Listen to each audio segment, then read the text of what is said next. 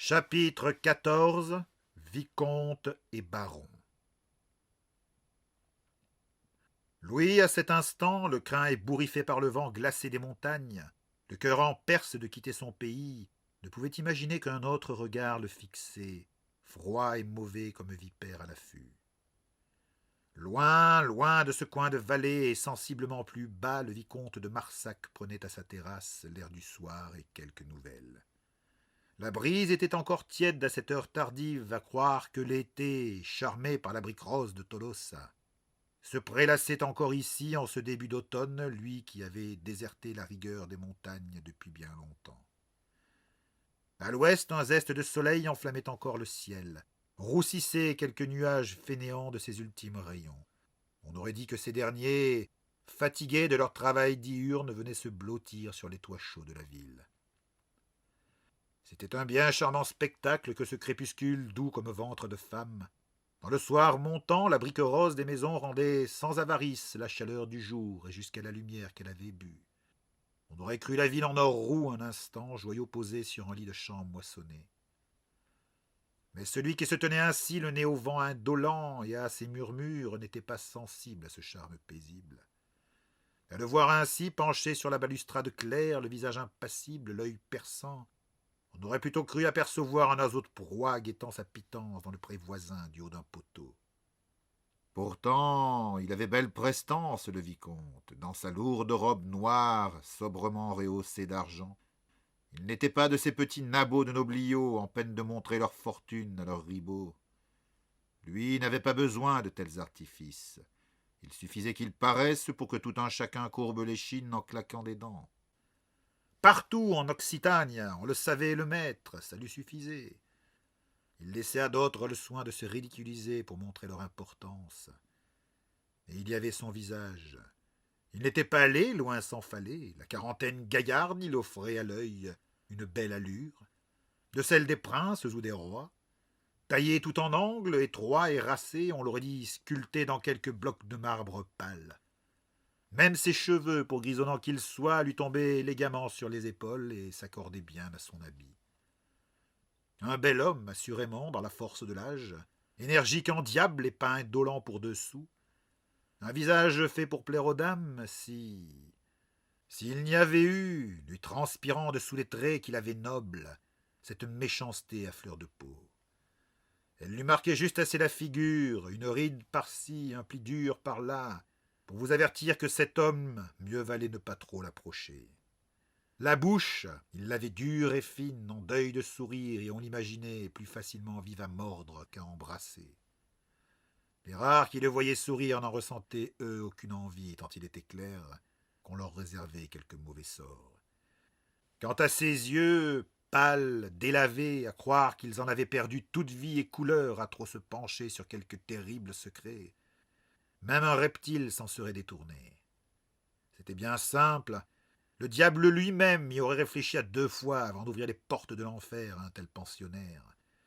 Et justement à cet instant, le regard perdu dans quelque contemplation mystérieuse, le vicomte souriait. On aurait dit que ses yeux n'étaient pas vraiment là, qu'il regardait plus loin, beaucoup plus loin, quelque spectacle qui lui soulevait une joie méchante. Ce fut un bruit de cavalcade furieuse qui le fit revenir à l'instant présent. Ça claquait en bas, dans les rues désertées, roulant sinistrement d'une maison à l'autre, comme si les chevaliers de l'enfer eux-mêmes déboulaient en ville. Alors il abaissa les yeux sur la ville, Tolosa, sa ville. Tolosa la belle, Tolosa la rouquine, chaude et vibrante perle du sud-ouest, capitale d'Occitania, tout à lui. Du haut de son nid d'aigle, il en embrassait toute l'étendue. C'est qu'il était grand, son donjon. Autant la demeure du chevalier de Marfont faisait pitié à voir et n'avait de château que le nom, tant ce donjon-là enfonçait tous les autres par sa taille et sa puissance. Grand, oui, et méchant avec ça, tout en tour d'angle aux meurtrières vicieuses, en créneaux agressifs qui vous griffaient les nuages. À y lever les yeux depuis la rue, on en ressentait le pouvoir qui vous pesait sur le front dans toute la cité. Même la basilique Saint-Cernin, là-bas, à l'ouest, paraissait se racrapoter dans ses coupoles pour ne pas éveiller sa jalousie. Le bruit s'amplifiait maintenant, roulement continu du fer frappant la pierre à grands trains hargneux et décidés. c'est que les rues étaient désertes et ça résonnait de belle manière. Son œuvre, ce calme nocturne où on aurait dû entendre résonner les mille éclats de la ville festive. Il l'aimait, ce calme, il prouvait son pouvoir, celui de la peur. Comme la ville, la nuit était à lui. Il jeta un coup d'œil dans la cour en bas des murailles. Quelques sentinelles tournaient là tout en ferrées d'armures brillantes, armes au poing. Vues d'ici, elles ressemblaient à des jouets dans leurs mouvements répétitifs et presque mécaniques. Au milieu de la place, ce triste épouvantail se balançaient quelques pendus, les restes de pauvres malheureux qui avaient enfreint une de ces règles, dit tout haut ce que d'autres pensaient tout bas. Ça lui désobligeait bien un peu l'œil au vicomte, ces macabées en pendeloques de gibet au milieu de sa cour. Aussi prompt qu'il fut à distribuer la mort à ceux qui savaient lui déplaire, son goût pour l'ordre et l'esthétisme s'accordait mal de ses navrants ornements. Mais ça impressionnait la populace, conserver son pouvoir.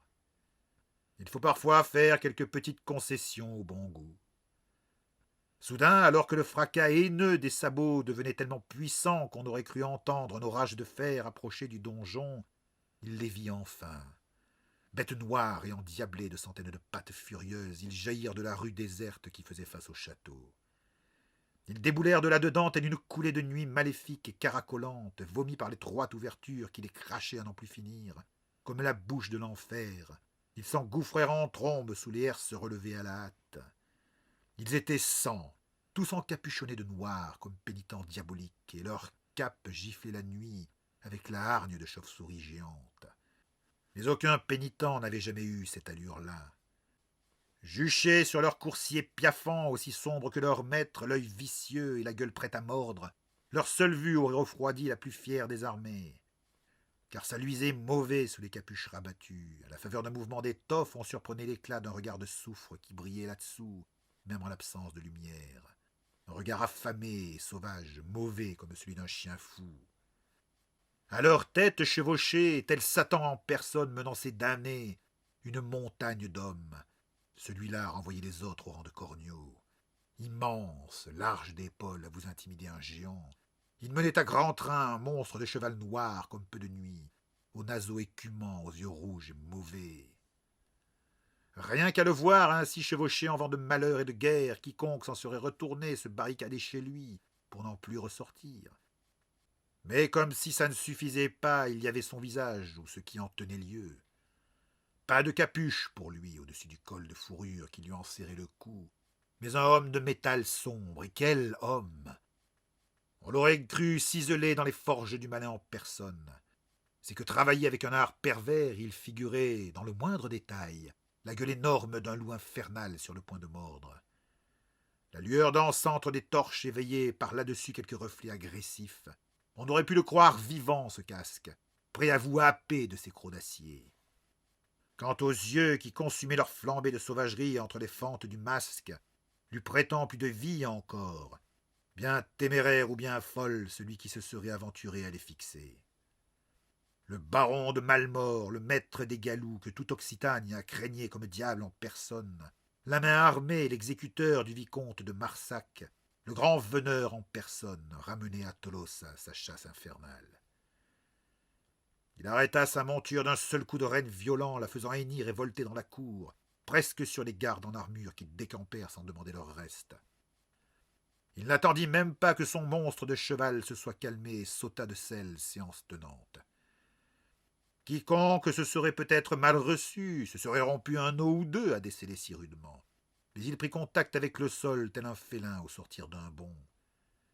Courbé et tremblant, un homme d'écurie vint prendre les brides des mains du grand veneur, le visage plongé vers le sol, de peur peut-être de croiser son regard.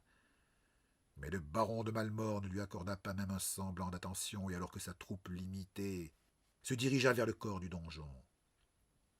Là-haut, le vicomte de Marsac, se tournant vers la pièce menant à son perchoir, ordonna « Huissier, faites mander le baron de Malmort qu'il vienne me trouver ici, sur l'heure. » Il avait parlé sans hausser le ton, ce n'était pas dans son habitude. C'est qu'il avait voix douce, le vicomte, et onctueuse aussi, malgré quoi il fallait en vain y chercher la plus petite trace de bonté.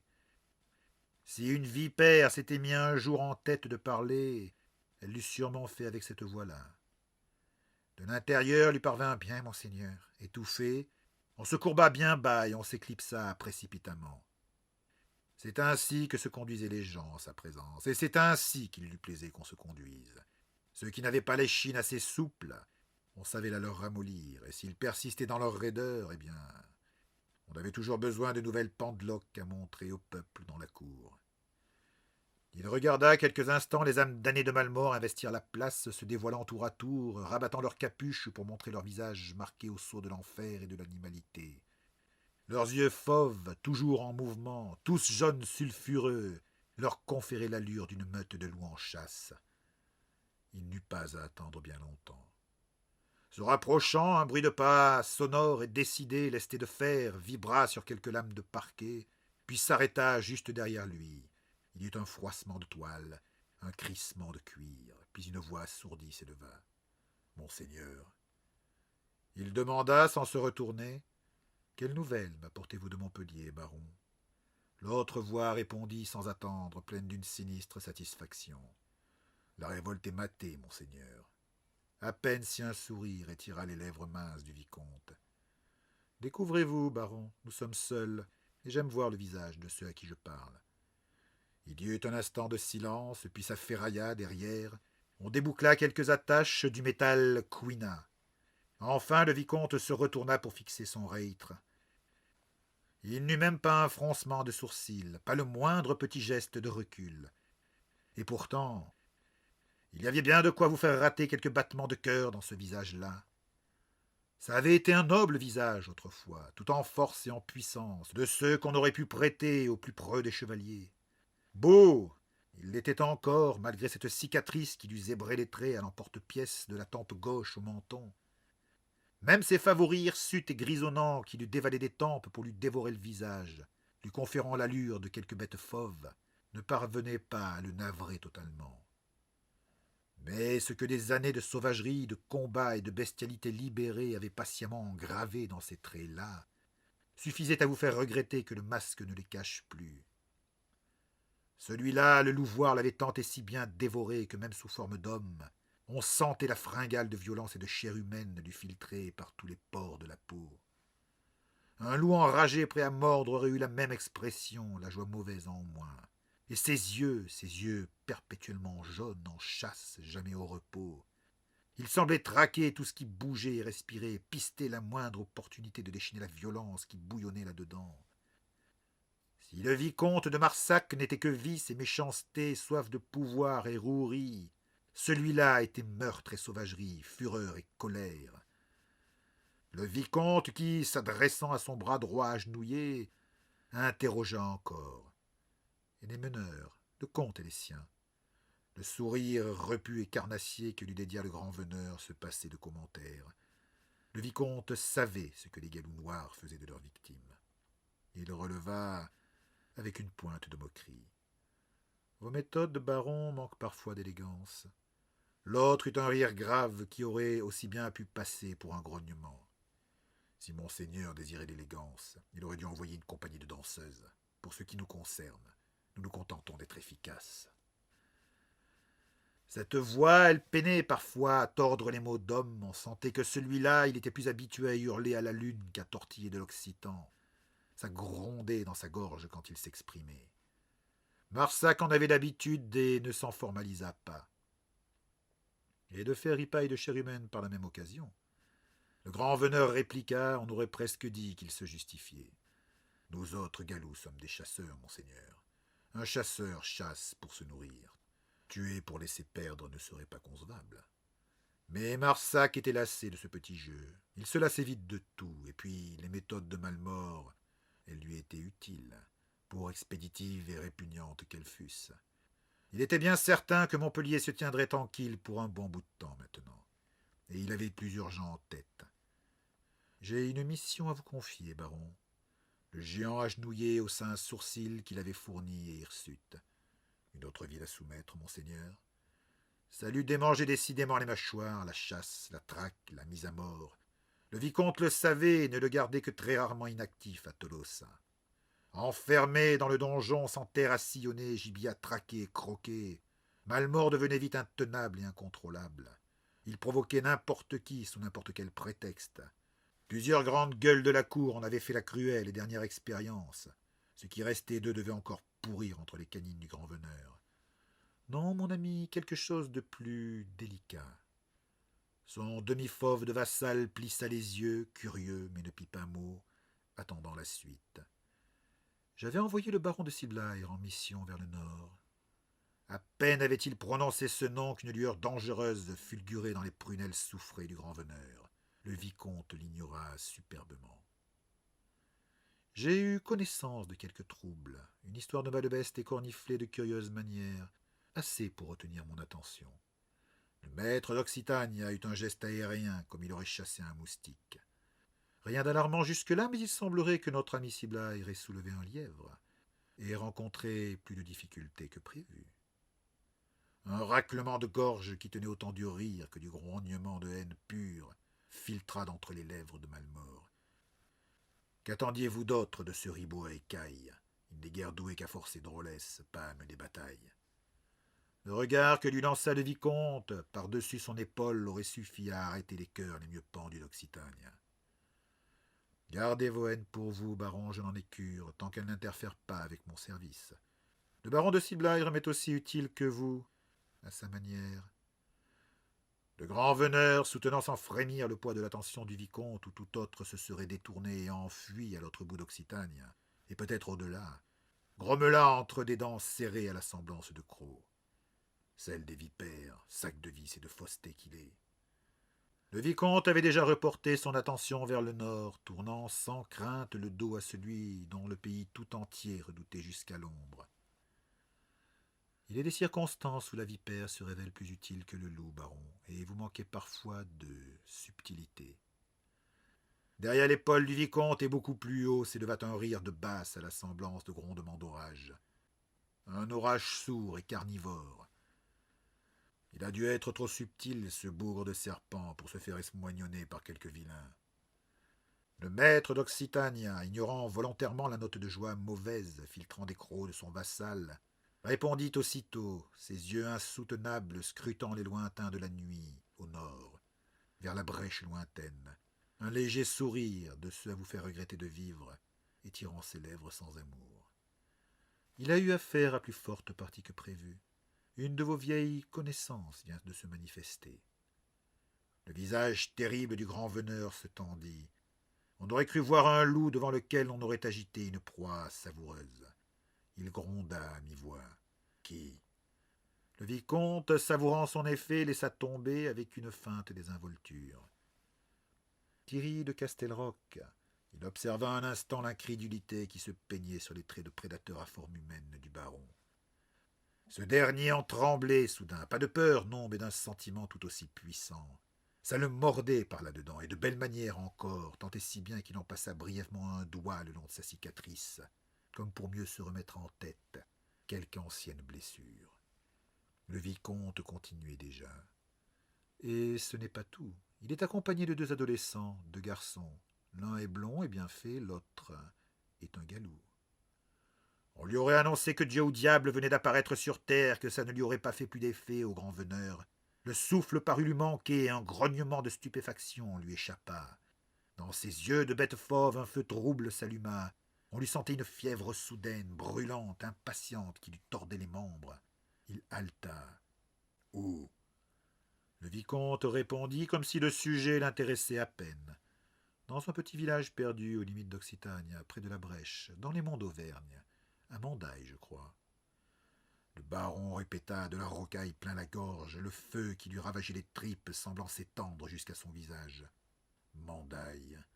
Il paraissait goûter le mot, tel un limier flairant une piste. Oui, Mandaille, guère loin d'Aurillac, à 6 jours d'ici. À peine avait-il prononcé ces mots que le baron se redressait de toute sa taille dans un craquement de cuir clouté. Debout, il dominait le vicomte de deux bonnes têtes, ce dernier disparaissant dans l'ombre de ses épaules énormes. Déjà le grand veneur lancé, pressé soudain et nerveux, monstrueux chien à forme humaine tirant sur la longe du chasseur. Je pars sur l'heure. Le vicomte acquiesça plaisamment, esquissant même d'un sourire. Le vicomte acquiesça plaisamment. esquissant même un sourire. Je n'en attendais pas moins de vous, baron. Alors que son âme damnée abaissait de nouveau sa visière et faisait brusquement demi-tour, dans un envol de cap noir, il le rappela. Baron, ramenez-moi les deux garçons en vie, et la peau de Thierry de Castelroc. Il y eut une raideur soudaine dans le dos puissant. Le masque de loup au croc dénudé se tourna à moitié vers lui, puis la voix étouffée s'éleva à nouveau. Vous aurez sa peau, mais le reste, je me le réserve. L'instant suivant, ses pas pressés et formidables martyrisaient à nouveau le plancher de la salle, puis les escaliers du donjon. Satisfait, le vicomte resta quelques secondes sur sa terrasse, le temps de voir le limier ressortir en trombe, enfourcher son monstre de cheval, hurler quelques ordres de cette voix où le loup l'emportait sur l'homme et désignait une dizaine de galops. L'instant suivant, ils étaient partis, malmenant la nuit de leur ombre funeste, dans un tonnerre de sabots ferraillants. Alors seulement le vicomte se remit à sourire, étirant ses lèvres en un pli froid et satisfait. Eût-il ouvert la bouche à cet instant qu'on ne se serait pas étonné outre mesure si on y avait trouvé de crochets à venin. Après tout ce temps, enfin, il les avait retrouvés, et son limier allait les rattraper, de cela il ne faisait aucun doute. Plus allègre qu'il ne l'avait été depuis bien longtemps, il se tourna vers l'intérieur. « Huissier, faites donc mander Christine, la charmante fille du chevalier de Muret. Je me sens d'humeur joueuse ce soir. » Un nouveau « oui, monseigneur » s'éleva de l'intérieur et une nouvelle cavalcade s'ensuivit. Une telle soirée méritait bien compagnie. Cette petite merveille aux yeux et à la longue chevelure aussi noirs que ceux d'une Andalouse, au visage mutin et fier, serait parfaite. Tout à sa joie mauvaise, il exulta. « Ah, Louveteau, si tu savais ce qui t'attend. » Alors, quittant la terrasse, il se dirigea vers ses appartements où viendrait le rejoindre sa sacrifiée d'un soir. Tolosa s'enfonçait dans les ténèbres et le grand veneur écorchait la nuit de sa course infernale. Vers l'Auvergne, vers Aurillac, vers Louis.